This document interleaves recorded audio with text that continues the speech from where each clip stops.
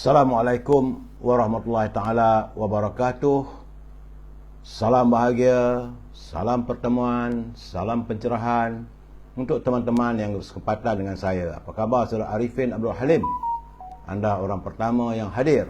Saudara Mustafa Ilyas, terima kasih hadir sahabat malam. Saudara Amiruddin Amir, begitu juga saudara Zamari LC, saudara Syarul Azam, saudara Abdul Razak. Apa khabar anda semua? Saudara Syah Ibrahim, doa saya anda berbahagia ni malam minggu saudara ya. Saudara Azrul Jalil, saudara Aizan Saidun, saudara Lan Basung, dari mana tak tahu saya. Puan Hasnah Jaafar, waalaikumsalam. Jo Ui, apa khabar? Saudara Sabaruddin Din, waalaikumsalam. Begitu juga dengan Tuan Haji Azhar Abdul Manaf, saudara Abu Nem, salam perjuangan katanya.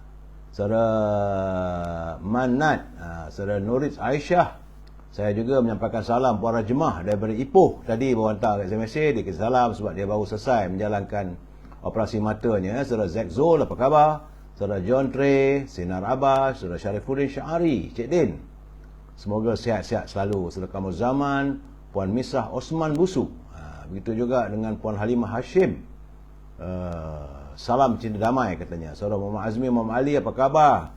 Orang Kelantan, selamat pengantin baru ya. Saudara Saudara Rosli Syarahim, jangan lupa saudara like, share dan subscribe. Bukan hanya di Facebook, begitu juga di Instagram saudara. Saudara Azri Nordin, apa khabar? Puan Maimunah Meharat, saudara Zamuddin Yasin dari Putatan Sabah, saudara Zainuddin Yasin ya. Saudara Ramli Karim, apa khabar? Orang Keluang, moga dilindungi Allah katanya. Wan Saina, saudara Mat Zailan ya. Saudara Ciong, saudara Kamarul Negeri, ini di Instagram. Yoman Waras, begitu juga dengan Cik Gudin, apa khabar Cik Gudin? Coco Depps Empire, saudara Muhammad Farid Tukiman, apa khabar saudara? Saudara Hazrul Aidi, saudara Raja Kamal, ini saudara Ana Zek di Instagram. Saudara Ismail, saudara Nilawati Ainul, Puan Nilawati Ainul, Teratai Selasih, salam dari Kelantan katanya. Saudara Kamarul Azhar, Rashidah Ahmad, apa khabar anda semua? Zarul, begitu juga Azman Fendi, Mat Aziz Rian, Joka Karim, saudara Din Budiman, saudara Tapan Kasih Hazali Osman, Nurid Aisyah, Muhammad Zayan, saudara Mat Anas, dan teman-teman yang tak sempat saya santuni, saya mohon maaf.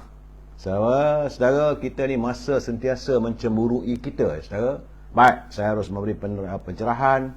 Hari ini saudara, hari Sabtu 1 Oktober, saya mengucapkan selamat Hari Warga Emas untuk semua teman-teman kita yang berusia warga emas.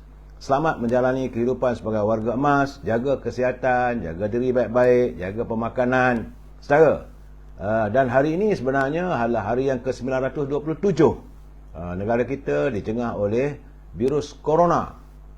Bagaimanapun, menurut laporan yang saya terima daripada saudara Jamil Idris dan juga saudara Rio, semalam ada peningkatan ya, daripada 1867 dia menaik kepada 2007 James Bond. Ini menjadikan jumlah terkumpul sudah pun mencapai angka 4,840,879 warga kita yang dijengah oleh virus corona saudara. Dan semalam laporan saya terima juga terdapat 5 kematian. Jadi saudara, sebab itu saya sering mengingatkan saudara Kamal Zaman, saudara Osman, saudara Azizam, mengingatkan anda semua jaga kesihatan, tambah-tambah lagi musim-musim hujan begini. Saudara Ita Bashir, terima kasih saudara Jamil Idris, saudara Rio, sebab dari kiriman mereka saya melihat terdapat 8 negeri ada peningkatannya, dan susut juga di 8 negeri. Itu di Perak 174 susut, Selangor meningkat balik pada 693, tapi bila Persekutuan susut pada 356, Sabah meningkat 171, Pulau Pinang tiba-tiba naik balik tak ceroy 117, dan Negeri Sembilan 112 peningkatan saudara. Artinya 6 negeri berada di paras mengatasi 100 angka. Puan Syarifah Hafifah, Saudara Wan Ismail, Joka Karim, Rosli Yunus. Selamat malam dari Jementah saudara Rosli Yunus. Jementah Negeri Sembilan, Wan Ismail, Jejak Warisan. Begitu juga dengan saudara Tukiran Kitam. Apa khabar saudara? Moga orang Muar sihat Wakmin, saudara Hamazi, Jebat Pembela, Kazrani. Baik saudara, mohon izin dalam masa 2-3 minit untuk segmen e-commerce. Jadi mana teman-teman yang ada produk, kalau nak saya wawarkan, boleh, tak ada masalah. Hubungi Al-Azhar di talian 011 330 41241. Al-Azhar memasarkan setangi baku. Dia macam kemian bila dibakar, wangi, semerbak aromanya. Begitu juga dengan wangi-wangian yang dibawa daripada negara Arab. Tanya saya menggunakan parfum Amir Al-Qud, berasaskan kepada kayu gaharu. Andainya anda tidak dapat menghubungi Al-Azhar, boleh berhubung dengan Siti Farehah di talian 017-711-4300. Siti Farehah memasarkan produknya itu dendeng manis Siti Farehah. Sedap dimakan dengan nasi, dengan pulut, dengan roti dan sebagainya. Harga masih lagi harga lama walaupun harga barang terus mencanak saudara. Bagi teman-teman yang tinggal di Lembah Kelang, kalau nak bekalan buah-buahan seperti ceri, anggur, buah apple, buah kiwi, semuanya grade yang tertinggi itu AAA, tapi harganya rendah daripada harga di pasar. Boleh hubungi saudara Syauqi di talian 012-357-5703 dan buah-buahan yang anda pesan terus dihantar ke rumah anda. Itu juga saudara, jangan lupa makanan kegemaran saya, popiah sira Lady Maria. Sedap dimakan, mampu dibeli, rasanya pedas, rangup dan manis, tak mahal mana pun saudara. Hubungi saudara Nizam di talian 019-435-1203 saudara. Dan akhir sekali, bagi teman-teman yang nak berniaga, jadi nak cari produk, Nur Aisyah, tim Nur Aisyah, dia sedang mencari teman-teman rakan-rakan perniagaan di kawasan anda. Boleh hubungi tim Nur Aisyah di talian 018-279-4288. Ini peluang perniagaan saudara. Jadi ia memasarkan produk kosmetik untuk wanita yang mesra wuduk ataupun tidak membatalkan air semayang. Samping itu ada juga susu segar dalam pelbagai rasa. Antara yang kegemaran saya ialah perasa tamar ataupun buah kurma. Sedap saya susunya. Terdapat juga makanan-makanan segera yang lain. Hubungi tim Nur Aisyah di talian 018-279-4288. Harganya pun harga mampu milik saudara. Itulah seketika segmen e-commerce. Terima kasih saudara Syam Haji Nawawi, saudara Mat Safari, Zuhdi, Puan Nurzila Yahya dan saudara Zul Marshall, saudara Roslan Sani, saudara Raja Izwan, apa khabar? Saudara Ahmad Tarmizi, Rizal Ajay, Joe Govi, apa khabar saudara? Abdul Talib Abu Bakar, Zaitun Tan, Abdul Aziz. Begitu juga saudara Nazar dan Nin Shah Hassan. BK tak tahu siapa nama sebenarnya. Dia itu BK saja. Saudara Syarudin dan Yahya. Baik saudara, kita masuk segmen naluri kehidupan. Sebenarnya saudara, dalam hidup kita ni ada sejenis penyakit yang tak nampak, cuma disedari, diketahui oleh orang tuan badannya saja. Itu penyakit batin. Bukan lemah tenaga batin saudara, penyakit batin yang merupakan penyakit yang tak dapat dilihat oleh mata kasar, tetapi ia dapat dipastikan berdasarkan tindak tanduk ataupun tingkah laku serta percakapan yang suka kepada maksiat. Dalam erti kata lain, penyakit batin bersangkut paut dengan penyakit rohani saudara, kejiwaan. Antara contoh penyakit batin ialah hasad, takbur, sombong, angkuh, suka memfitnah, memecah belahkan masyarakat, atau penyakit yang berkaitan dengan perbuatan yang negatif. Jadi apakah tindakan kita andai mengalami penyakit batin ini? Ini perlu dilihat, dihayati. Memang kita tak nafikan mereka yang menderita penyakit ini selalunya mereka tidak ambil peduli kerana mereka menganggap ia bukanlah penyakit kronik yang harus diubati. Walaupun ia tidak memudaratkan anggota fizikal, tetapi lama kelamaan ia akan memberi kesan kepada rohani jika tidak diubati. Persepsi masyarakat Islam terhadap penyakit batin ini amat berbeza berbanding dengan penyakit fizikal. Sebab itulah orang ramai tidak peduli tentangnya. Bagaimanapun perlu diingatkan, apabila sampai masanya kita menghadap Allah SWT nanti, penyakit fizikal akan kita tinggalkan di dunia ini, tetapi penyakit batin yang mendap di hati akan dibawa bersama. Jadi sekiranya kita tidak bertaubat semasa hayat, sebab itu selalu kena bertaubat selalu, saudara, pasti ia akan memberi kesan jangka panjang ketika di akhirat nanti. Dan ketika itu, kitalah manusia yang paling rugi di sisi Allah. Mereka yang mengharapkan kesempurnaan iman sewajarnya berusaha membersihkan diri daripada segala kekotoran rohani.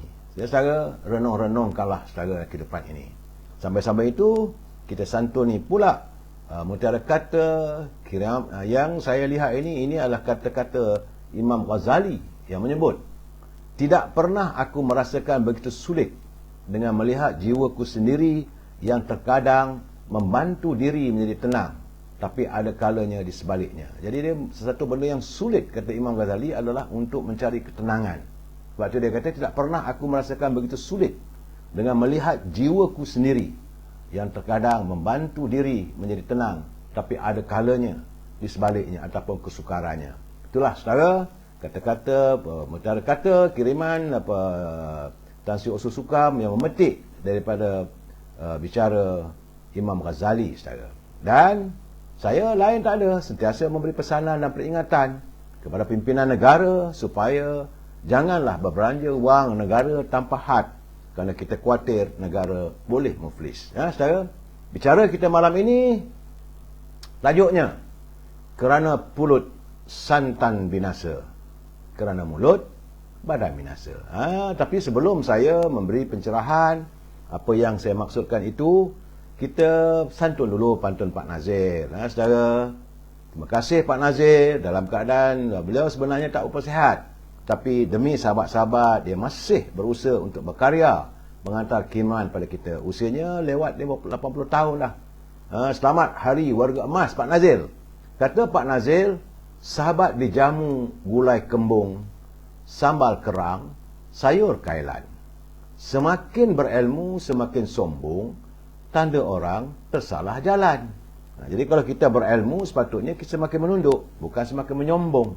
Kita tidak seharusnya kita sombong dengan ilmu yang kita miliki, saudara. Tambahnya lagi, bunga berbutang di tepi jalan, tepi perigi tumbuh melati. Tinggi bintang dari bulan, tinggi lagi harapan di hati. Ini Pak Nazir ni macam nak pergi meminang pula. Boleh saudara ambil pantun ini untuk dijadikan bual bicara sewaktu nak meminang anak dara orang ke, ataupun nak merayu undi pun boleh. Sekarang kita dah masuk untuk musim pilihan raya. Bunga berbutang di tepi jalan, tepi perigi tumbuh melati. Tinggi bintang dari bulan, tinggi lagi harapan di hati. Harapan saya lain tak ada, saudara. Saya harus sentiasa mengingatkan supaya mereka yang mengikuti live saya ini ingat, anda harus bertanggungjawab atas setiap syutingan jika anda menyunting live saya ini dan dimasukkan dalam channel mana-mana channel, sama ada YouTube ke ataupun Instagram dan sebagainya. Kerana saya tak bertanggungjawab atas sebarang suntingan yang anda lakukan maupun kiriman kata-kata yang anda masukkan dalam wall ataupun dalam muka buku saya ini. Kerana saya tak ada kemampuan untuk memantau secara setiap komen maupun suntingan yang anda lakukan. Ingat saudara, ini adalah pencerahan politik, tidak lebih daripada itu. Matlamatnya adalah sekadar untuk memberi informasi tanpa dikenakan bayaran, tanpa saya mendapat bayaran. Ini suka sama kita, saudara. Sebab itu saya tengok ada teman-teman mengatakan bahawa eloklah saya duduk di tengah semayang. Kadang-kadang saudara, terima kasihlah anda mengingatkan saya sebegitu, saudara. Tapi kalau hasratnya itu menyindir, terpulanglah. Saya baca, saya tatap. Okey, terima kasih kerana mengingatkan saya. Dalam pada itu, kadang-kadang usia kita begini, apa yang boleh kita lakukan? Saya hanya untuk memberi pencerahan, di samping itu memberi komen berdasarkan pada pengalaman saya sebagai warga jurnalis ataupun warga wartawan. Ingat saudara, prinsip kita bila saya memberi pencerahan, kita mesti bersetuju untuk tidak bersetuju. We must agree to disagree, saudara. Dalam keadaan begini, kalau saudara mau menyanggah ataupun bertanya, mau berbincang dengan saya, hantarlah kiriman anda dan insya-Allah saya akan santun asalkan saudara menggunakan bahasa-bahasa yang harmonis. Ingat saudara, kita adalah warga cinta damai. Warga cinta damai yang sentiasa jiwanya harmonis saudara. Baik saudara, laporan kaji cuaca, saya mendapat laporan daripada Jabatan Meteorologi iaitu WetMet Malaysia yang telah pun mengeluarkan amaran bahawa ribut peti dan hujan lebat dikatakan melanda di pantai timur sejak awal pagi tadi. Jadi teman-teman kita yang berada di pantai timur berhati-hati kerana dalam laporan Met Malaysia antaranya di Terengganu, ia melibatkan daerah Kemaman. Bagi negeri Pahang, amaran cuaca buruk hanya dikeluarkan di daerah Kuantan. Keadaan cuaca buruk juga dijangka berlarutan sehingga pukul 9 pagi nanti. Sebelum itu, Met Malaysia melaporkan ada juga rupanya berlaku gempa bumi. Allahu Akbar. Tapi bagaimanapun gempa bumi yang sederhana iaitu pada magnitude 5.7 skala Richter. Ia terjadi di utara Sumatera, Indonesia sekitar jam 3.28 pagi tadi. Dan gegaran itu mungkin turut dirasai di beberapa buah negeri di semenanjung Malaysia. Pusat gegaran gempa bumi tersebut terletak sekitar 2.2 darjah utara dan 98.8 darjah timur, iaitu sekitar 286 km barat daya dari Sabak Bernam. Tak jauh juga pun saya, 286 km. Dengan kedalaman 29 km. Gegaran mungkin dirasai oleh teman-teman kita yang tinggal di Lembah Kelang, Selangor, Negeri Sembilan, Melaka dan Perak. Jadi bagaimanapun Met akan sentiasa memantau keadaan. Saudara, bagaimanapun saudara, saya menerima satu kiriman. Saya kata bahawa taklimat serta arahan oleh Tuan Pegawai daerah Marang, iaitu dan juga Ketua Polis daerah IPD Marang selaku Komandan Pasukan Penyelamat Bencana daerah Marang. Mereka memberikan amaran supaya warga yang tinggal bersekitaran kawasan tersebut supaya bersiap siaga. Kerana besar kemungkinan kalau berlaku hujan lagi, maka dikuatiri empangan kenyir dalam musim terkujuh nanti mungkin pecah katanya. Jadi untuk itu, warga diingatkan supaya simpan segala dokumen penting serta barang-barang berharga ke dalam bekas atau beg yang senang dibawa. Dan mereka juga hendaklah segera berpindah daripada Marang ke Dungun dengan kenderaan sendiri bila diarah oleh pihak berkuasa seperti polis ataupun melalui pengumuman radio dan TV. Di Dungun, mereka akan ditempatkan di pusat-pusat pemindahan. Katanya jika berlaku empangan kenyir itu pecah, warga cuma punya sekitar 5 jam saja untuk menyelamatkan harga-harga barang-barang berharga dan harta senyawa. Saudara, semua ini adalah sekadar persiapan. Jadi mereka tidak dapat meramalkan pukul berapa bila nak terjadi. Bagaimanapun semua agensi termasuk anggota komuniti perlu peka terhadap risiko bencana empangan bagi memastikan tahap kesiapsiagaan sentiasa berada pada tahap optimum. Sementara itu, Timbalan Ketua Pengarah Bahagian Pelaksana Operasi Agensi Pengurusan Bencana Negara NADMA, Saudara Mior Ismail Mior Hakim, dia kata walaupun teknologi mengatakan bahawa empangan tidak akan pecah, namun persiapan menghadapi sebarang kemungkinan perlu dilakukan. Kerana di negara China dan Afrika misalnya, sudah ada kejadian empangan yang pecah. Jadi kita kena bersedia dengan kemungkinan ini. Walau bagaimanapun, kita sangat berharap agar kejadian ini tidak berlaku di negara kita. Jika berlaku misalnya di Empang Kenyir, air boleh naik sehingga 15 meter di kawasan sekitar. Dan kita perlu tahu apa tindakan yang patut dilakukan jika bencana besar seperti ini tercetus, katanya kepada bernama. Itu adalah kenyataan beliau sewaktu menghadiri program latihan amal pelan tindakan kecemasan empangan kenyir yang dianjurkan dengan kerjasama NADMA, Tenaga Nasional dan Kerajaan Terengganu. Mior Ismail berkata tahap kesiapsiagaan sebuah agensi yang berkaitan termasuk orang awam dalam menghadapi bencana adalah faktor penting, faktor penentu kejayaan sesuatu misi itu. Jadi dengan latihan tersebut kita mengharapkan warga yang tinggal di sekitar kawasan Tasik Kenyer, saudara, empangan Tasik Kenyer. Sebab itu dia kata dekat Marang tu. Berhati-hati, saudara. Kalau ada amaran, segera ambil tindakan, saudara. Sebab saya melihat juga laporan saya terima daripada Washington, saudara. AFP melaporkan bahawa terdapat taufan lan. Taufan lan ini, ia mencetuskan kemusnahan yang bersejarah. Tidak pernah berlaku di negeri Florida, yang menenggelamkan kediaman, memusnahkan jalan raya dan jambatan serta menyebabkan berjuta-juta orang terputus bekal elektrik. Malahan, Presiden Amerika Joe Biden memberi amaran angka kematian mungkin besar. Ini di Florida, tak pernah berlaku. Taufan sebab itu dengan ributnya dan menghantar bencana yang begitu teruk, menenggelamkan kota raya sekitar Florida. Jadi katanya ini mungkin taufan yang mendatangkan kemusnahan paling besar dalam sejarah Florida. Kalau negara di barat sana pun boleh berlaku, apatah kita. Sebab itu saya melihat bahawa kalau itu yang terjadi, kemungkinannya negeri-negeri yang menghala kepada Laut Cina Selatan ataupun Pasifik. Belah sana yang mengarah ke Amerika. Tapi yang menghala ke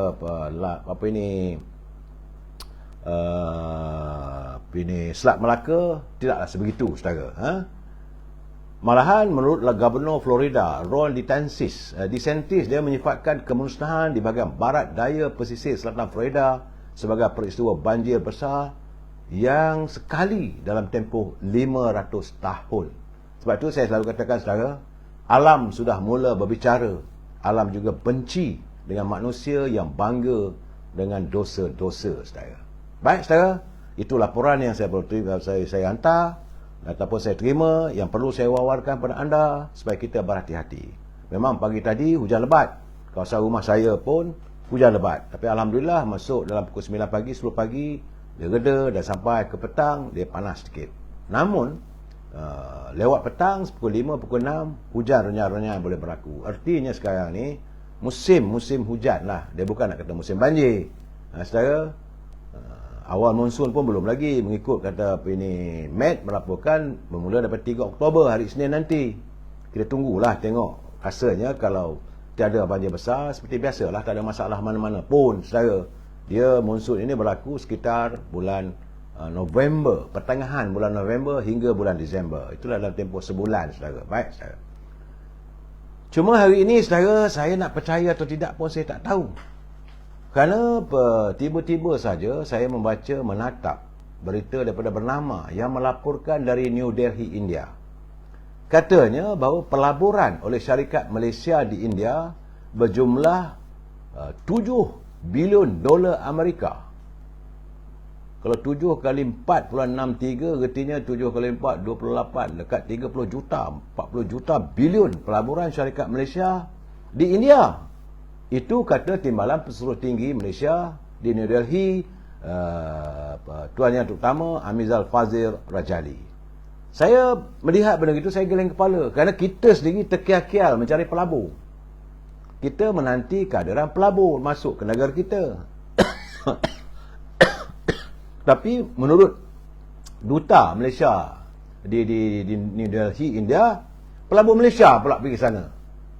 Sepatutnya yang ada di sini kita terus melabur dalam negeri lah. Ini keheranan saya lah. Kerana menurutnya syarikat Malaysia di India beroperasi dalam bidang seperti otomotif. Kita ada juga syarikat otomotif, Proton dan sebagainya, Peradua, barangan pengguna laris ataupun infrastruktur, penjagaan kesihatan, minyak dan gas. Jadi katanya sehingga kini aliran masuk FDI, pelaburan langsung asing daripada Malaysia ke India berjumlah 7 bilion dolar Amerika. Kemudian sedangkan dari India pula masuk melabur ke Malaysia hanya sekitar 3 bilion. Anda fikirlah sendiri. Jadi sebab itu saya katakan bahawa Kementerian Perdagangan, Luar Negeri dan Perindustrian, tengoklah keadaan begini, bincanglah dengan duta kita macam mana benda ini boleh berlaku.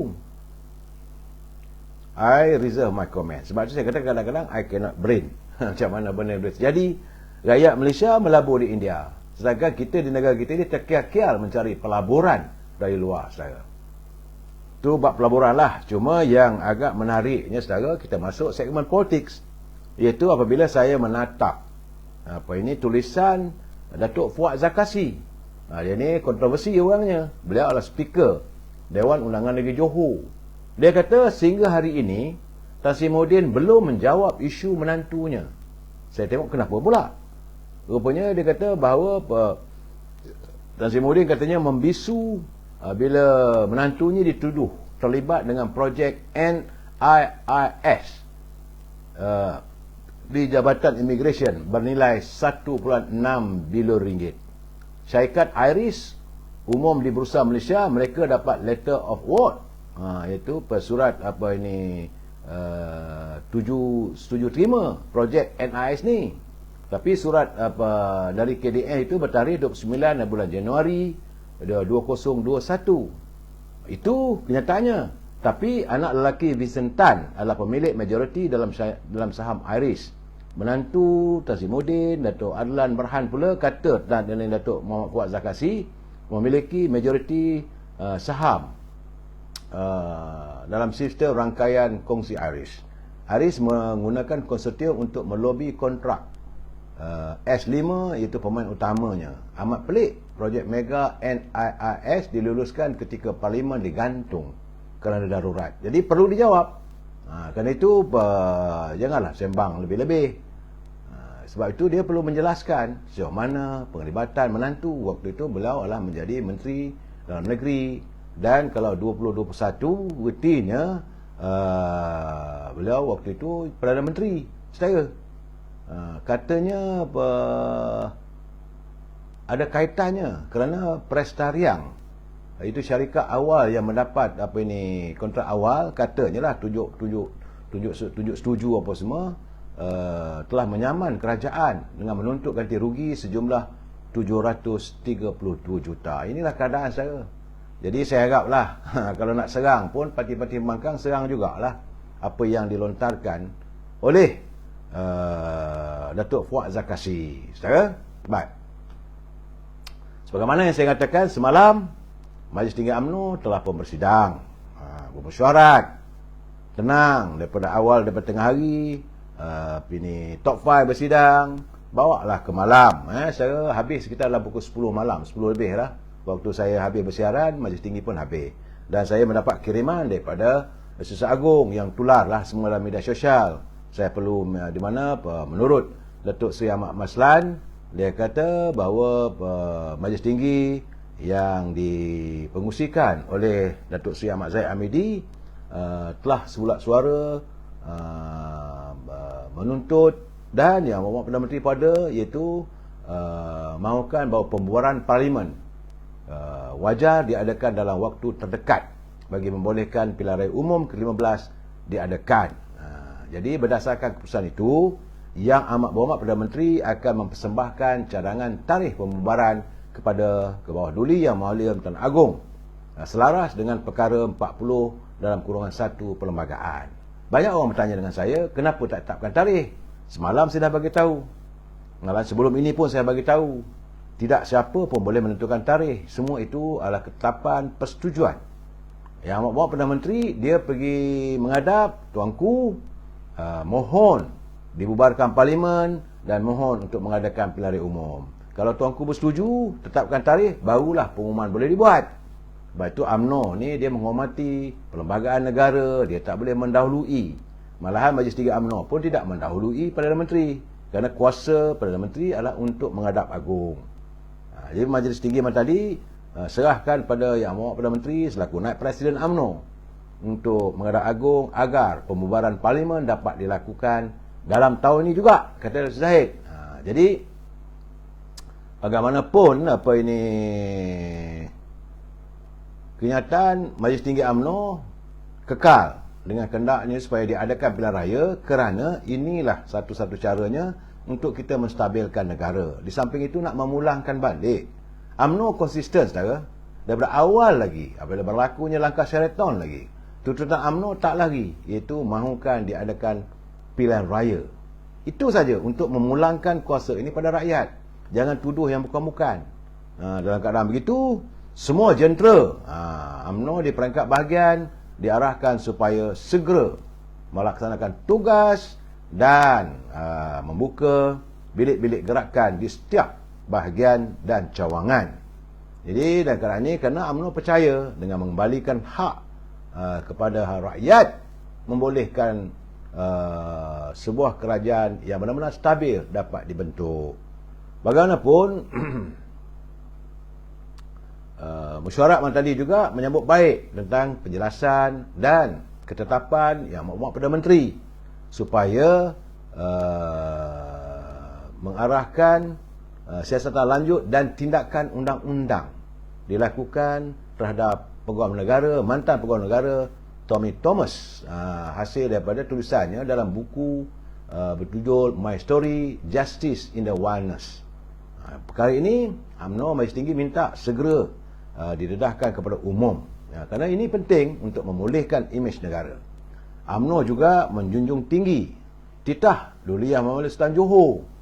Saudara, UMNO ni dia memang mempertahankan istana dan titah Sultan Johor agar isu Pulau Batu Putih dapat segera dibentangkan dan kedaulatan Pulau Batu Putih ini dapat kita laksanakan sepenuhnya, diperjuangkan. Majlis Tinggi UMNO bersetuju dan menjunjung kasih atas titah Ketua Duli Yang Mulia Sultan Johor pada 15 Mei lalu. Mesyuarat Majlis Tinggi semalam juga menerima, akhirnya lepas kita marah sangat dengan pengurusi Majlis Disiplin, pengurusi disiplin UMNO, iaitu Tan Sri Zulhasnan Rafiq, dan beliau pun telah memeletakkan jawatan, maka Majlis Tinggi menerima peletakan jawatan tersebut serta menggantikannya dengan Datuk Wira Muhammad Hafarizam Harun. Itu beliau merupakan peguam UMNO, saudara, sebagai pengurusi lembaga disiplin UMNO yang baru. Dalam pengumuman tersebut juga mengikut pasal 10(6) yang dibacakan bersama pasal 5/9, terdapat ahli UMNO yang melanggar etika ahli UMNO di bawah pasal 20/9 Perlembagaan UMNO dipecat sebagai ahli UMNO. Ini dipecat, saudara, iaitu Datuk Zaharil Mak Yassin. Dalam pada itu UMNO juga mengambil kira berkenaan kunjungan ini Presiden PAS Tan Sri Abdul Hadi Awang. Itu kenyataan semalam, saudara. Dan kita harus hayati juga ini kenyataan Presiden UMNO. Sebelum itu saya kena ulas lepas kenyataan Presiden UMNO, baru saya nak ulas, saudara. Sabar dulu, saudara. Saudara Zakaria Hashim, pelik dan aneh. Parti yang punya cuma 39 kursi parlimen boleh menentukan tarikh pilihan raya umum. Ini bukan menentukan tarikh pilihan raya, saudara Zakaria Hashim. Menentukan tarikh pilihan raya hanyalah Duli Yang Mulia Pertuan Agong. Sebagai Perdana Menteri saat ini, Yang Amat Berhormat Datuk Ismail Sabri selaku Naib Presiden UMNO, dia berhak, dia boleh minta jumpa dengan menghadap tuanku untuk mohon supaya dibubarkan parlimen. Bukan kuasa dia membubarkan parlimen. Saudara Zakaria Hashim kena jelas, kena faham cerita ni. Baik, kita baca dulu kenyataan Presiden UMNO. Saudara tak setuju, tak mengapa, sebab kita mesti bersetuju untuk tidak bersetuju, saudara. Jadi menurut Datuk Seri Zahid Hamidi, dia kata alhamdulillah berkat kemuafakatan, kebersamaan dan perpaduan pimpinan UMNO, akhirnya tercapai kesepakatan yang amat penting demi rakyat, untuk negara dan parti kelaman UMNO. Jadi katanya Perdana Menteri akan mempersembahkan cadangan. Bukan UMNO minta tarikh menentukan, tidak. Ya, Perdana Menteri akan mempersembahkan cadangan tarikh pembubaran parlimen kepada ke bawah Duli Yang Maha Mulia Sri Paduka Pertuan Agong selaras dengan perkara 40 dalam kurungan 1 Perlembagaan Negara. Dia Perdana Menteri akan mempersembahkan. Kalau tuanku tanya, bolehlah bagi tahu tadi. Ya, jadi sekarang ni menurut Datuk Seri Zahid Hamidi sudah tiba masanya jentera UMNO di seluruh pelosok tanah air bergerak lebih pantas, kemas dan tersusun bagi memenuhi aspirasi rakyat untuk mengembalikan kestabilan, kemakmuran dan kesejahteraan negara. Usahalah katanya, usahalah kita nak menoleh ke belakang lagi. Kita harus terus mara kerana masa tidak akan menunggu. Wa imma seminit maupun sesaat. Ia amat berharga untuk memastikan negara kembali ke landasan yang sebenar. Kerana menurut Dr. Zahid dah Hampir 5 tahun sejak pilihan raya umum ke-14, negara berdepan dengan ketidakstabilan yang akhirnya meruntuhkan segenap aspek dan kebaikan. Maka PRU 15 diharapkan merupakan peluang terbaik untuk kita bersama-sama memulihkan kembali sistem demokrasi dan kestabilan politik dan memulihkan negara. InsyaAllah segala ketetapan yang dilakukan oleh UMNO memang sentiasa meletakkan kepentingan rakyat dengan penilaian dan perancangan yang rapi bagi sesebuah tindakan yang sikapnya vital dan seperti PRU 15. Segala dakwah, tomahan dan propaganda mereka yang mengusik UMNO untuk menidakkan pentingnya PRU 15 ini hanyalah satu bentuk alasan dan penciptaan persepsi yang berterusan bagi mengelak untuk berdepan dengan penentuan kuasa rakyat. PRU 15 amat mustahak dilangsungkan untuk memastikan kerajaan lebih stabil, kukuh dan efisien dibentuk bagi membantu rakyat keseluruhan. PRU 15 juga amat mustahak diadakan sekarang ni bagi memastikan pembentukan sebuah kerajaan yang berdaya untuk membentengi negara daripada impak kemelestatan ekonomi dunia yang diramalkan tahun depan.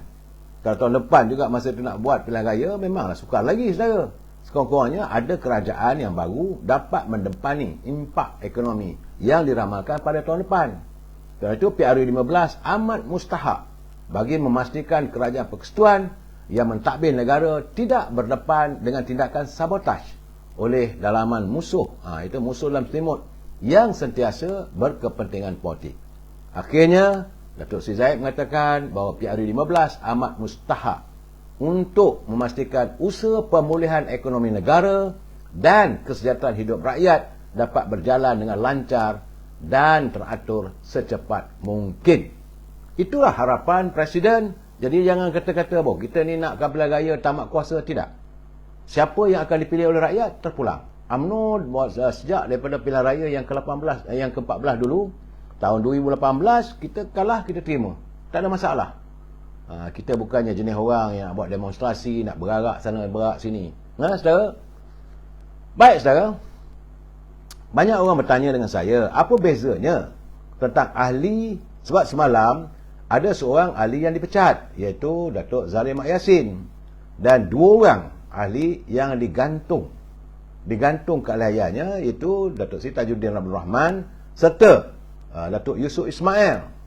Datuk Yusof Ismail adalah Ketua UMNO bahagian Alor-Star, dan Datuk Seri Tajuddin adalah ahli parlimen merangkap Ketua UMNO bahagian Pasir Salak.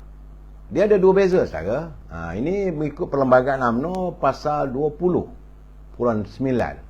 Ahli yang dipecat, maka dia hilang kelayakan secara total dalam sebarang kegiatan parti. Dia tak boleh ambil bahagian, dia tak boleh menyertai, dan tak ada hak pada UMNO lagi sebab dia dah dipecat sebagai ahli. Seandainya dia nak meminta menjadi keahlian semula, dia kena tunggu sekurang-kurangnya, paling awal ialah selama tempoh 3 tahun. Jadi dah pecat semalam, dalam tempoh 3 tahun dia tidak berhak untuk menjadi ahli UMNO dalam apa keadaan sekalipun. Dan dia hilang kelayakan untuk nak mengatakan parti kita ada, tak ada dah. Engkau bukan ahli UMNO. Sementara ahli yang digantung Datuk Seri Tajuddin dan Datuk Yusof Ismail, dia digantung daripada keberadaannya. Kalau orang ahli digantung ni, pertama dia tak boleh bertanding dalam pilihan raya. Yang kedua, tidak dibolehkan memegang sebarang jawatan dalam parti. Seandainya dia memegang jawatan, maka jawatan itu hendaklah dipangku oleh timbalannya. Ini kena jelas, saudara. Kalau dipecat memang hilang teruslah. Yang ini dia kena tunggu untuk memohon semula, mohon keampunan dan sebagainya. Tempohnya adalah 2 tahun. Selepas 2 tahun barulah boleh nak minta maaf ke, nak minta ampun ke, minta supaya diangkat penggantungannya, dan bolehlah nak pegang jawatan sebagainya. Tapi dia tak boleh bertanding dalam sebarang pilihan raya. Kalaulah andainya pilihan raya diadakan dalam tempoh sebulan 2 ini, maka Datuk Seri Tajuddin tidak boleh bertanding. Itu mengikut pasal 29 Parti UMNO. Saudara, ini kena jelas, saudara. Saya juga ini banyak orang tanya, kenapa Ini yang saya katakan. Sebab pulut santan binasa, sebab mulut badalah binasa. Sebab mereka ini kena tanyalah, kena lihat balik kenyataan-kenyataan yang mereka lontarkan. Soal mereka nak serang presiden bukan isu dia, tak ada masalah. Presiden tak apalah, sebab dia kata dia pegang jawatan itu terdedah kepada segala pandangan, persepsi orang. Tapi jangan sesekali mencemarkan nama baik parti. Jangan sesekali secara mengutarakan pandangan-pandangan terhadap parti dengan yang dilihat memburukkan parti. Ini memang tak boleh. Kita sebagai warga parti sepatutnya menjaga kehormatan parti, bukan memperlekehkan. Anda nak sokong siapa, itu soal anda, tidak ada masalah. Saya dipahamkan ada 6 orang lagi yang sedang akan disiasat oleh Majlis Tinggi UMNO untuk diambil tindakan. Tapi mungkinlah kerana nak menghadapi pelarian ini, tidak mahu mengeruhkan suasana lagi, maka tunggulah pengurusi Biro Disiplin yang baru akan membuat rekomendasi dan sebagainya, melakukan siasatan. Tetapi saya kena ingat saudara, bahawa kadang-kadang diorang ni bila waktu UMNO kalah, mereka menyembunyikan diri, berada di luar parti, malah ada yang mencerca parti. Bila melihat UMNO ni sudah kembali bangkit, kelang kabut, masuk menyetui, akulah ini, akulah pemimpin, akulah boleh buat begitu, akulah segalanya.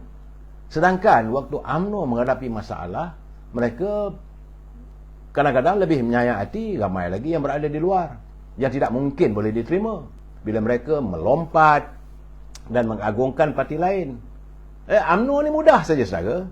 Kalau saudara tidak bersetuju, bukan tak boleh menegur, boleh menegur. Dalam sistem demokrasi yang diamalkan oleh UMNO, pihak yang kalah, mungkin anda menyokong orang itu, orang ini ke, tapi siapa yang anda sokong itu kalah, kena terima kekalahan itu. Tak boleh nak berjela-jela lah mengatakan UMNO tak betul lah ini, tak betul lah UMNO parti korup dan sebagainya. Tak boleh. Kena terima hakikat dalam sistem demokrasi, yang kalah memperakui pihak yang menang. Dan sebaliknya, yang menang pula tidak boleh menzalimi orang yang kalah. Tapi selalu saya katakan, Presiden UMNO ni pun, dia pun manusia biasa.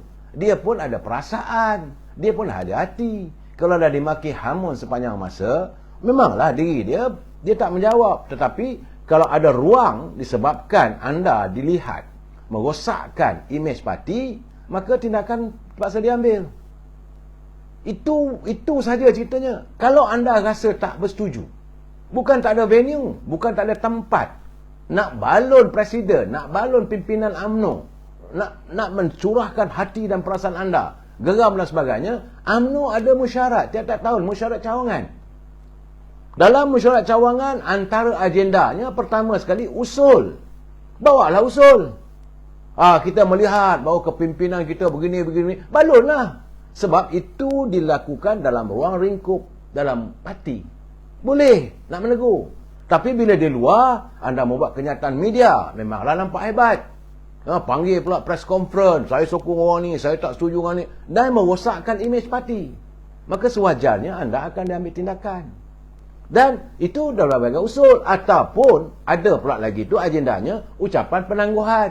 Setiap ahli bebas bersuara di peringkat cawangan. Kalau juga anda berjaya menjadi perwakilan daripada cawangan ke bahagian, balonlah di bahagian, tak ada masalah. Cuma bila nak bercakap di bahagian itu, bagi tahu ini untuk warga UMNO saja. Mesyuarat kita ini mesyuarat tertutup, media tidak dibenarkan, tidak diizinkan untuk merekodkan kenyataan saya. Balonlah. Sebab kita sama kita tak ada masalah. Macam dalam sebuah rumah, kita nak bergentap dengan bapak kita ke, nak marah bapak kita ke, nak marah abang kita, jalanlah. Tapi di luar rumah, anda maki rumah ni, tak betul lah, tak wajar lah. Itu cerita dia, saudara. Saya nak menjelaskan supaya kekeliruan. Banyak orang bertanya dengan saya, kata apa bezanya? Pertama, ahli yang digantung dengan ahli dipecat. Pecat memang out terus lah, dan dia kena tunggu 3 tahun. Itu pun terpulanglah pada pimpinan UMNO di peringkat Majlis Tinggi nak terima ataupun tidak. Lepas 3 tahun, saudara. Tapi kalau dah digantung, maka jika dia memegang jawatan, maka dengan sendirinya jawatan itu dipangku oleh orang lain. Dia tak boleh pegang jawatan, dah digantung. Tempoh penggantungan yang dikenakan pada Datuk Yusof dan juga Datuk Tajudin Rahman adalah 6 tahun. Selama 6 tahun itulah beliau tidak boleh memegang apa-apa jawatan dalam parti. Sudah tempoh 6 tahun. Tapi lepas 3 tahun dia boleh minta mohon balik. Tapi kalau parti menerima kemasukan, okeylah, tak ada masalah. Cuma saya selalu katakan, selalu saya pesan, tangan yang mencincang, bahu yang memikul. Jangan kerana pulut santan binasa. Kerana mulut, badan binasa. Anda maki presiden tak ada masalah. Tapi jangan kerana cacian anda itu mengakibatkan orang melihat parti kita ini parti jelek. Dah masuk. Anda tak ada siapa pun maksa anda untuk menyertai UMNO. UMNO parti bebas. Untuk ahli keluar dan masuk. Rasa tak bersetuju, malahlah keluar pun tak ada masalah. Tapi kalau anda nak berada dalam UMNO, kena ikutlah tata caranya, kena ikutlah perlembagaannya. Yang seseorang ahli itu harus menjaga imej baik parti. Tidak boleh merosakkan imej parti. Itu paling penting. Parti adalah mengatasi segala-galanya. Kalau mereka merosakkan imej parti, maka tindakan akan diambil. Ini keadaan saudara yang perlu saudara dia hayati sebenarnya. Rasa tak bersetuju dengan presiden, tak ada masalah. Dalam UMNO mengamalkan demokrasi. Besok bila lepas saja pilihan raya, sebab tempoh untuk pemilihan parti 6 bulan selepas pilihan raya umum diadakan, lepas dalam tempoh 6 bulan nak bedal presiden, bedal lah. Kalau anda rasa anda berkelayakan, tawarkan diri untuk bertanding. Kalau anda ada penyokong. Kalau tak ada penyokong, duduk diam-diam. Kalau anda nak sokong orang itu, tanya pula orang tu, betul ke orang tu bersedia nak bertanding? Jangan main sokong-sokong lah kena gigit jari. Memang saya tahu adat manusia ni ada pro and cons. Ada buruk, ada baik. Memang macam ni duit shilling. Belah sini 50 sen. 50. Belakang tu kan ada gambar parlimen. Itu biasalah dalam politik. Tapi soalnya jangan sama sekali merosakkan imej parti. Kalau kata bahawa parti ini wajarnya kalah dalam pilihan raya, itu tak boleh lah. Saya sendiri pun kadang-kadang saya bedal juga presiden, bukan saya tak bedal. Malah saya kata presiden tak ambil tindakan. Mesti berani ambil tindakan. Kita boleh menegur, tak ada masalah. Tapi jangan tegur parti kita. Jangan burukkan parti kita. Dan kalau nak tegur hebat-hebat nanti, tunggu mesyuarat cawangan. Dalam mesyuarat cawangan itu siapa saja boleh bercakap. Cakaplah apa saja.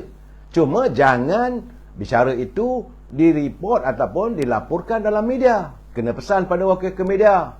Ni saya nak bagi tahu, ini urusan saya dengan parti saya. Macam kita dalam rumah kita lah, cara senang saya. Ini cerita kami adik-beradik, kau orang yang campur, okey? Itu cara dia. Kalau tak setuju, pintu rumah UMNO besar, silakan keluar. Kalau nak berada, ikut peraturan. Tiap-tiap parti ada peraturannya. Kalau anda rasa nak masuk parti lain, silakan, tak ada masalah. Itu saya mengharapkanlah, saudara. Sebab itu sekarang ni saya tengok juga ada kiriman, malahan saya tengok catatan daripada TV online. Dia pun ada juga. Dia ada menulis TV online, dia kata bahawa ahli ada yang mempersoalkan tentang tindakan Majlis Tinggi UMNO melewat-lewatkan pilihan raya ni kerana nak suruh. Sebenarnya apa yang diputuskan Majlis Tinggi UMNO itulah caranya. Bukan melewat-lewatkan. Dia serahkan pada Perdana Menteri. Dan Perdana Menteri akan memohon daripada Agung untuk mengadakan pilihan raya. Itu saja, saudara. Jangan salah ya, jangan anggap bahawa Majlis Tinggi nak adakan pilihan raya besok, lusa, minggu ni. Tak. Dengar kenyataan Presiden. UMNO, Majlis Tinggi mengharapkan agar Yang Mohd Perdana Menteri dapat membuatkan parlimen selewat-lewatnya dalam tahun ini juga. Dan Perdana Menteri pun dah berjanji. Pandai cari sendirilah. Kalau pula dia bagi alasan bahawa dia kena jumpa parti-parti lain, bahawa dia tidak menghormati parti sendirilah. Dia kena cari upaya lah. Selalu saya katakan, as a Prime Minister, he got all the venue. Dia punya segala legitimate-nya, keabsahannya untuk menghadap Agung. Memang saudara. Sebab itu saya tengok bahawa ada yang menyanggah kenyataan Datuk Ahmad Maslan. Saya nak memperbetulkan. Malahan ada juga mereka mengatakan tak puas hati sebab ada 5-6 nama lagi yang sewajarnya disingkirkan. Sebab ahli-ahli peringkat akad rombi pun dah bosan dengan perangai orang yang ada tu, yang berada dalam parti tapi memburukkan parti. Saya yakin Yang Mohd Presiden UMNO, kita UMNO ni ada cara dia. nak singkirkan ataupun nak gantung ahli itu, dia tak boleh dibuat oleh presiden. Ini bukan kuasa presiden, saudara. Walaupun dia berkuasa, dia kalau dia lihat berkuasa, dia akan jadi seorang presiden yang diktator. Ini bukan zaman Dr. Mahathir memimpin UMNO. Saudara, tak pernah berlaku dalam sejarah UMNO ni pemimpin itu dilihat diktator, sediktator waktu Dr. Mahathir jadi presiden UMNO. Zaman sekarang ni presiden dia kena hemah, kena ikut, kena tunggu, ada tata karmanya, ada tomadinahnya. Pertama-tama sekali seseorang ahli itu mesti ada laporan. Dulu saya dah bercakap, kalau anda tak senang hati dengan sipolan bin sipolan yang buat kenyataan, tak puas hati, buat laporan ke Biro Disiplin. Biro Disiplin akan menyiasat sejauh mana benarnya aduan anda. Lepas disiasat, maka dia akan panggil orang itu. Kadang-kadang kalau dah berlebih-lebihan sangat tu, Biro Disiplin kata tak payah nak panggil pun. Bukti dalam video-video yang ada sekarang ni, zaman dunia tanpa sepadan. Sebab tu nak bercakap kena berhati-hati. Apabila direkodkan, mana itu sebagai bukti. Tak payahlah nak tanya, mau mesti disoal kenapa saya buat begini. Bukan soal kenapa. Isunya tangan anda sudah membakar. Terpulanglah suasana itu terbakar ataupun tidak. Anda sudah, sebab saya katakan, tangan yang mencincang, maka bahulah yang memikul. Tak perlu nak kata pasal itulah, pasal ini. Kalau apa yang ada dalam video-video ataupun media sosial, sama ada anda tulis ataupun anda lontarkan pandangan anda itu, kalau ia bercanggah dengan kepentingan parti dan parti mengambil tindakan, maka anda tak boleh nak cabar. Itu keadaannya, saudara. Walaupun kita terikat dengan perlembagaan, tetapi bukanlah, dia bersifat dinamik, saudara. Jadi apa yang dilontarkan, mana ahli-ahli yang bersoalkan kenapa orang ni tak diambil tindakan, kenapa mereka menunggu, kerana mereka pun bengang. Ramai ahli-ahli yang menghubungi saya, mereka bengang dengan 4-5 orang lagi. Saya kata sabarlah, sabar. Sebab nak buat satu tindakan, presiden akan tanya Biro Disiplin. Daripada Biro Disiplin punya laporan akan dibawa ke Biro Politik. Daripada Biro Politik akan dibawa Jawatankuasa Pengurusan Parti. Daripada pengurusan parti akan dibawa Majlis Tinggi. Barulah ketetapan itu boleh diambil. Bukan sewenang-wenangnya nak ambil tindakan, saudara. Kalau anda tak bersetuju, kalau anda nak marah, geram dengan presiden, lawan. Terbuka, tak ada masalah. Presiden bercakap berkali-kali, dia kata, saya tak penting, yang pentinglah parti. Beliau berkorban demi parti, sanggup menghadapi segala apa tuduhan. Beliau sanggup menyanggah Datuk Seri Dr. Mahathir, dan beliau menghadapi keadaan apa yang beliau alami semata-mata untuk menyelamatkan parti. Kalau dia memikirkan diri dia dah ikut Dr. Mahathir. Tak kena gaya, mungkin dia jadi Timbalan Menteri, mungkin dia jadi Perdana Menteri pun dah. Tapi sebab sikap dia mempertahankan parti, tidak mengizinkan parti ini dilihat tunduk pada orang lain. Sebab UMNO parti terbesar. Sekarang ni rupanya ahli dah 4.2 juta. Apa ada masalah, saudara? Dan saya ingin juga mengulas, saudara, tentang apa yang terdapat dalam media sosial, antaranya adalah berita harian.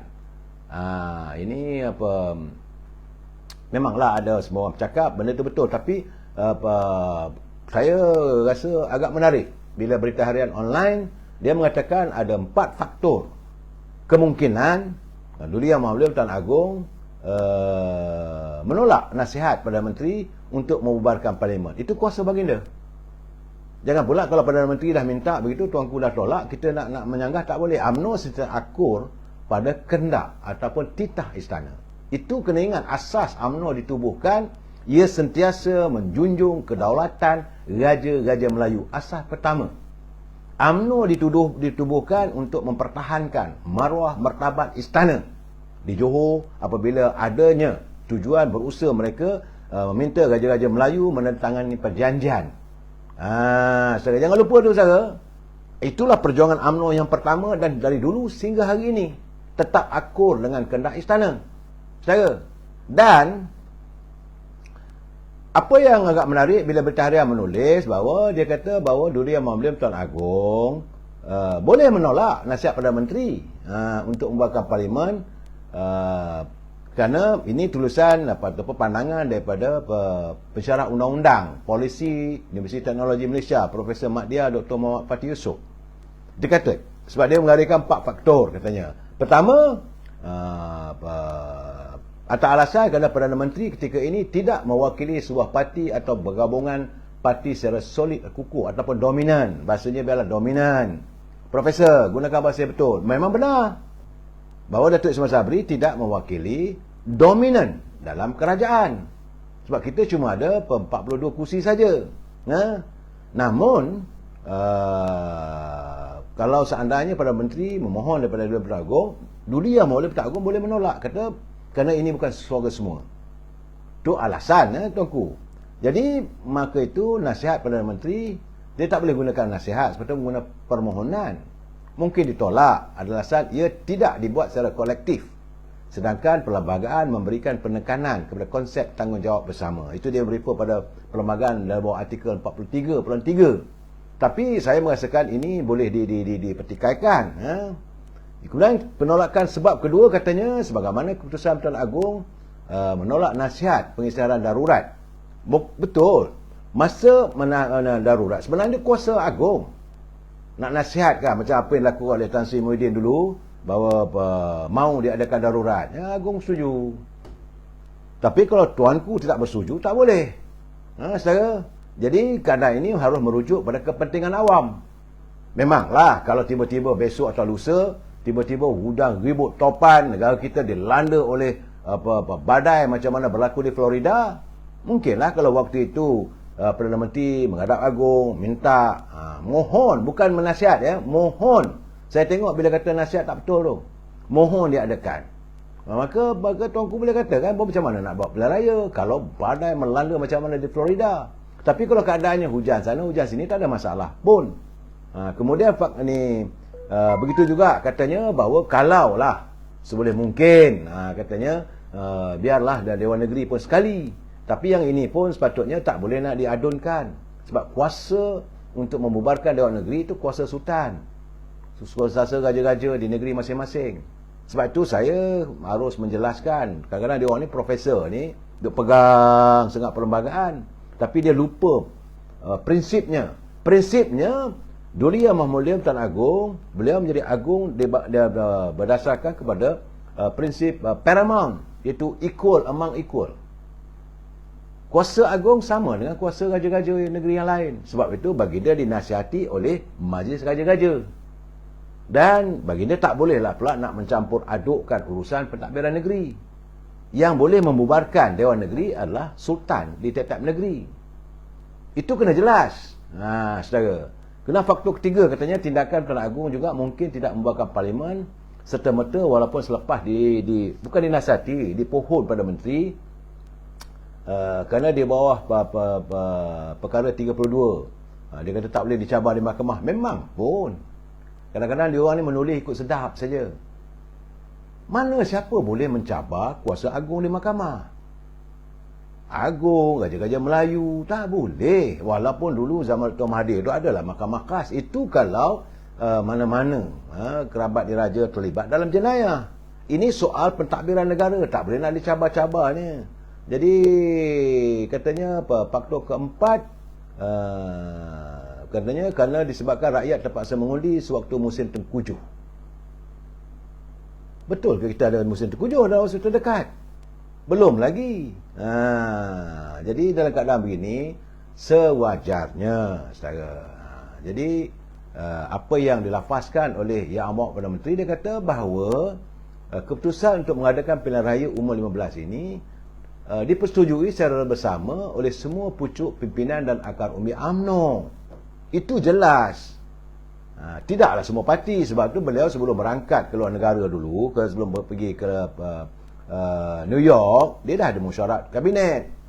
Kabarnya ada yang setuju, ada tak setuju. Tapi beliau tidak terikat pada kabinet. Sebab menasihati tuanku Agong dalam perlantikan kabinet adalah Perdana Menteri. Tiba-tiba Perdana Menteri nak menyanggah, Menteri nak menyanggah Perdana Menteri. Bagi saya, kalau you jadi menteri, nak sanggah Perdana Menteri, sedangkan you dilantik oleh Perdana Menteri, jawabnya berhenti je lah. Ini kadang-kadang saya tengok mereka memberi argument yang sekadar logikanya tak ada. Berdasarkan prinsip perlembagaan. Sikit-sikit prinsip perlembagaan. Apa benda ni? Cuma saya agak bersetuju dengan pandangan yang bawa oleh Tengku Razali Hamzah. Setara kata saya ni penyokong Tengku Razali, tidak, saya bersetuju dengan pandangan beliau. Kerana Yang Mulia Tengku Razali kata, kalau nak adakan pilihan raya, pastikan UMNO itu benar-benar kukuh. Sebab yang nak minta pilihan raya ni UMNO. Pastikan katanya, supaya kedudukan kita kuat di tiap-tiap kawasan pilihan raya. Tapi kalau lah jentera parti kita tiada persiapan rapi, itu diumpamakan nak bunuh diri. Itu kata Yang Mulia Tengku Razali Hamzah. Jadi dia kata kalau parti akan kalah teruk jika menghadapi PRU15 tanpa membuat persediaan secukupnya. Sebagai orang lama dalam parti, dia menasihatkan, jadi kalau nak ada pilihan raya, okey lah katanya. Tapi kalau tak bersedia, itu yang masalah. Macam nak cari maut katanya. Jadi pada pandangan dia kata nak buat-buat lah, tak ada masalah. Jadi memanglah Yang Mulia Tengku Razali mempersoalkanlah juga gesaan Majlis Tinggi UMNO yang mahu PRU diadakan tahun ini. Jadi katanya mungkin berlaku dalam musim tengkujuh. Tapi kalau tak ada berlaku dalam musim tengkujuh, tak ada masalah lah. Dan bagaimanapun asasnya dari segi logiknya, kuasa mutlak berada di tangan Duli Yang Mulia Yang Pertuan Agong. Itu saja saudara. Jadi sebab itu gesaan daripada Yang Berhormat Presiden Parti, gerakkan sekarang. Ayo. Selama ni kita nak minta ahli-ahli perekat kaum ndak. Semalam melalui mesyuarat G5 dah setuju. Perdana Menteri setuju. Dan waktu Majlis Tinggi UMNO pun keputusan sebulat suara setuju. Kita akan menghadapi pilihan raya. Bagaimanapun persetujuan kita bukanlah mutlak, melainkan surplus menghadap Duli Yang Mulia Tuan Agong dan diperkenankan oleh tuanku. Sebab itu saya tengok UMNO semalam cukup berhemah. Kenyataannya kita tidak angkuh saudara. Walaupun pimpinan bangkang mengatakan kita ni angkuh nak adakan pilihan raya, kita ni gila kuasa, tidak. Majlis Tinggi, pimpinan UMNO akar umbi memang kita nak pilihan raya, tapi kita tidak akan membelakangkan perlembagaan negara dan kuasa Duli Yang Maha Mulia Yang di-Pertuan Agong. Kita jumpa lagi malam esok. Wabillahi taufiq wal hidayah. Assalamualaikum warahmatullahi taala wabarakatuh. Selamat malam.